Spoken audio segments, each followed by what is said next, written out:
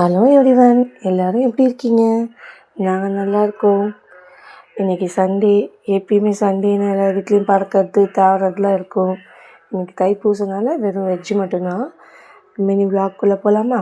காலையில் எழுந்தோடனே அடுப்பெல்லாம் க்ளீன் பண்ணிவிட்டு பால், coffee, lemon tea எல்லாருக்கும் கொடுத்துட்டு நம்மளோட டெய்லி ரொட்டீன் ஒர்க்கு ஸ்டார்ட் ஆகிடுச்சு. நம்ம அத்தைக்கு உடம்பு சரியில்லை, ஹாஸ்பிட்டலில் அட்மிட் பண்ணியிருக்கோம். பித்தப்பை ரிமூவ் பண்ணியிருக்காங்க. அவங்களுக்கும் சாப்பாடு சீக்கிரம் செஞ்சு கொடுத்து அனுப்பணும்.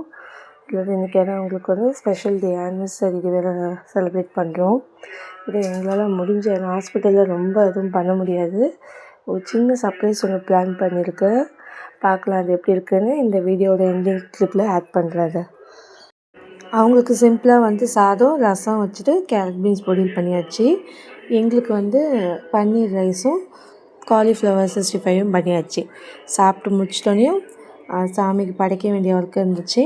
அதெல்லாம் படிச்சுட்டு வீட்டில் இருக்க கொஞ்சம் க்ளீனிங் ஒர்க்லாம் முடிச்சுட்டு ஹாஸ்பிட்டலுக்கு ரெடி ஆகிட்டு வந்தோம்.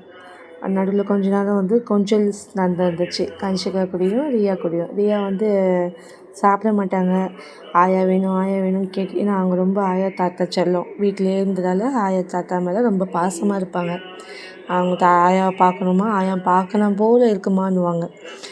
சரிம்மா கண்டிப்பாக இன்றைக்கி போகலாம், ஈவினிங் போகலாம் அப்படின்னு சொல்லியிருந்தேன். நடுவில் கன்ஷிகா தூங்குனதால கொஞ்சம் வேலை முடிஞ்சிச்சு. இல்லைன்னா ரொம்ப கஷ்டமாக இருந்திருக்கும். ரொம்ப பசிச்சிச்சு. மார்னிங் இட்லி கூட சட்னி பண்ணிவிட்டு சாப்பிட்டாச்சு. சாப்பிட்டு முடித்தோடனே நம்ம கரெக்டாக சாப்பிடும்போது பாப்பா அழுவாங்கன்னு சொல்லுவாங்க. அதேமாதிரி கன்ஷிகா அழ ஆரம்பிச்சிட்டாங்க. அவங்கக்கிட்ட போய் கொஞ்சம் ஃபீடிங் பண்ணிவிட்டு பாப்பா கிட்டே கொஞ்சம் எப்பயும் போல் கொஞ்ச நேரம் விளையாடிட்டு மற்ற ஒர்க்கை ஸ்டார்ட் பண்ண ஆரம்பிச்சாச்சு. நீ வந்தாயோ, புன்னகை தந்தாயோ, எப்படி வந்தாயோ, என்னையும் கொண்டாயோ, கேளாமலே கையில் வந்த கட்டி தங்கம் நீயே, தள்ளாமலே. மதியானம் சாப்பிட்டுட்டு சுட சுட வெஞ்சும் காலிஃப்ளவர் பகடாவும் சாப்பிட்டுட்டு சாமி படைச்சிருந்தோம்.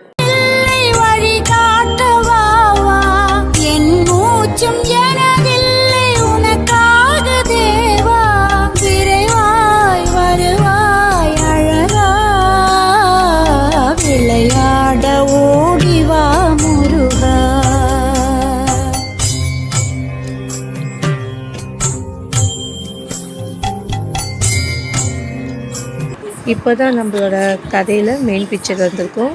ரெமோ மாதிரி கிளம்பிட்டு இப்போ போய் பார்க்க போகிறாங்க.